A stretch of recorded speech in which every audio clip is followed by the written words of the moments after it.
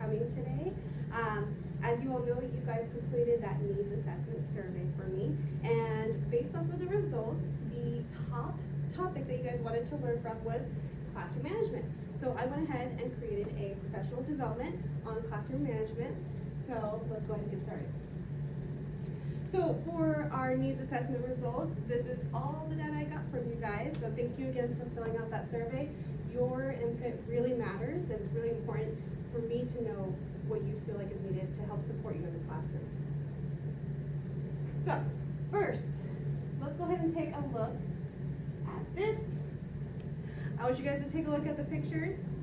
Think about which one best represents how you are feeling when it comes to classroom management in your classroom. Okay, so take a look.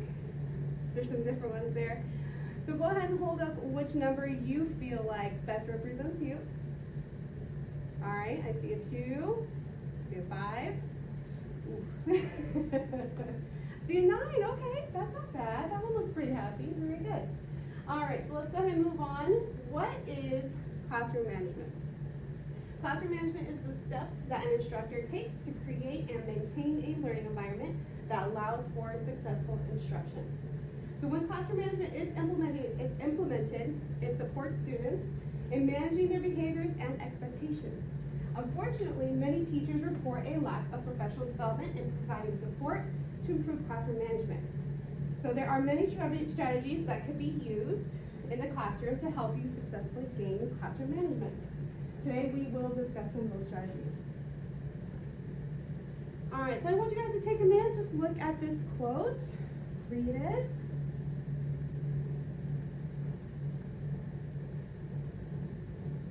Okay.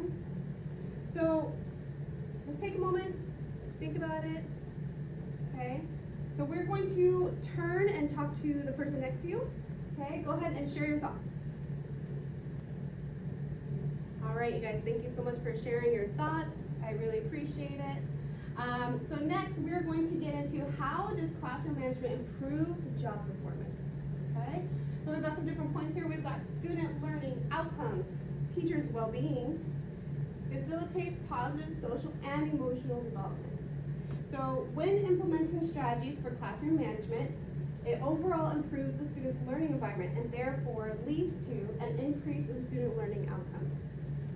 When having a structure in the classroom, a student is able to concentrate and learn effectively, which will affect their learning outcomes. Another area classroom management improves is teacher's well-being, right?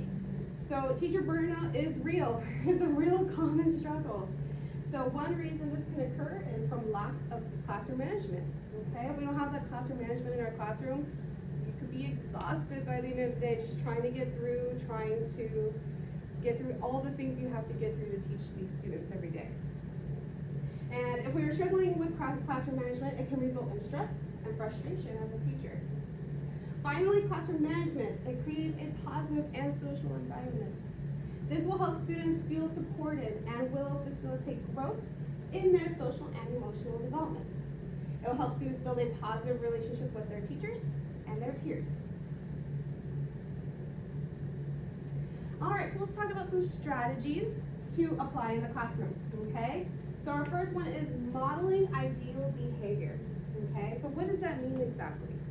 Right, so actively demonstrate the behavior that you would like to see in your students. Many studies show that modeling successfully teaches students how to act in different scenarios. So an example would be your students sitting at the carpet, right? You have them sitting there. If you're saying, hey guys, let's sit nicely, okay? They might not know what nicely looks like or what you mean by that. You've got to be very specific in the details of what you're expecting from them, and you can also model it, right?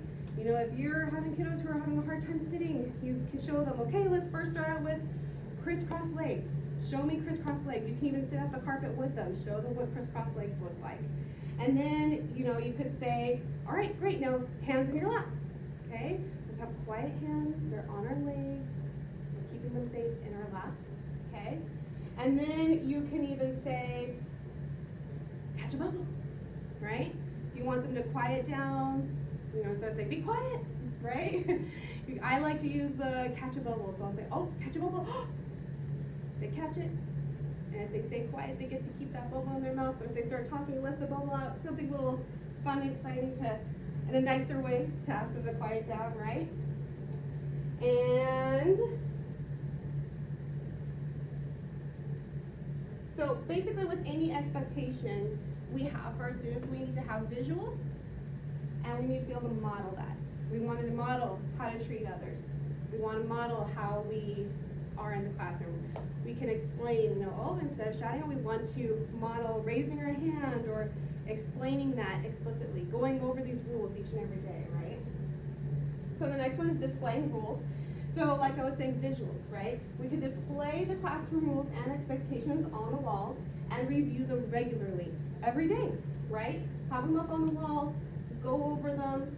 For primary grades, provide a visual to demonstrate what the following the rule looks like, okay?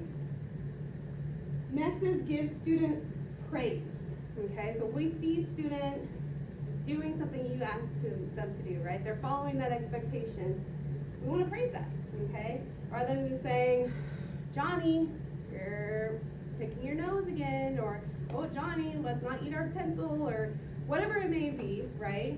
Instead of pointing out the flaws, we could, we see somebody like, oh, Kathy, I love that you are sitting so nice right now. You're paying attention, you're doing your work, and then all of a sudden all the other kids are like, oh, and they like perk up and they want to get that attention too, right? So we want to make sure we praise them and motivate them to continue to receive attention through positive behavior, and that's what motivates them to want to receive that praise and attention as well. So next we have additional activities ready for early finishers. And those kiddos, there's some really quick finishers, right? Everybody has them. Instead of letting them sitting there, nothing to do, they start to get in trouble, they start trying to talk to other kids who might not be finished and whatnot. Have tubs ready, right? Maybe it's little blocks or a thing of Play-Doh or something that's easily and ready at hand. Nothing that you have to prep and have ready, prep all this additional work. We don't need to do that. Just have something for them to go to and get when they're ready, when they're finished, okay? So let's move on to, we're gonna practice, okay? So here's what we're gonna do. Based off of these strategies I have here, okay, I will put them back here so you guys can see them. I'm going to pass out some scenarios, okay? So there's going to be a little scenario in here inside these cards for you. You're going to take a look at it in a group. You're going to read it. You're going to look over here at the strategies, and you're going to decide which strategy best matches the scenario and what would provide the best solution to move past the behavior that we have in here, okay? So I'm going to go ahead and put you guys into groups, and then we'll get started on this.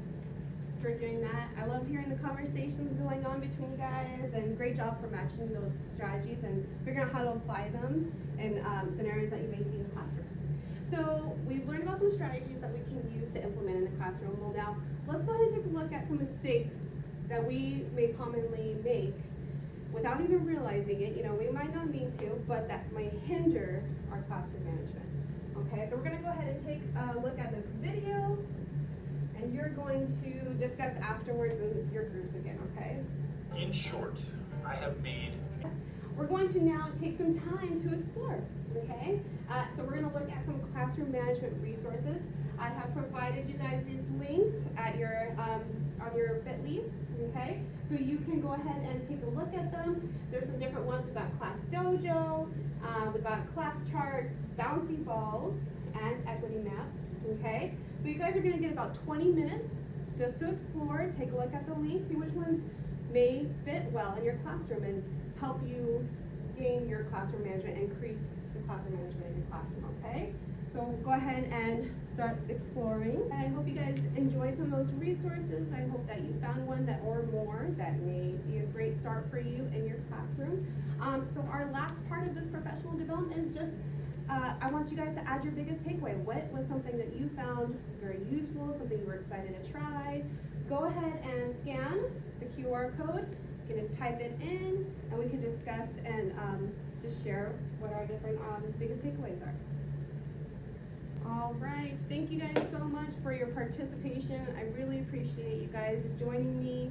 I hope that this professional development was useful and met your expectations. I will be sending you guys a link for a satisfaction survey. Just make sure to fill that out with your honesty, your feedback. I would love to hear it. Thank you so much.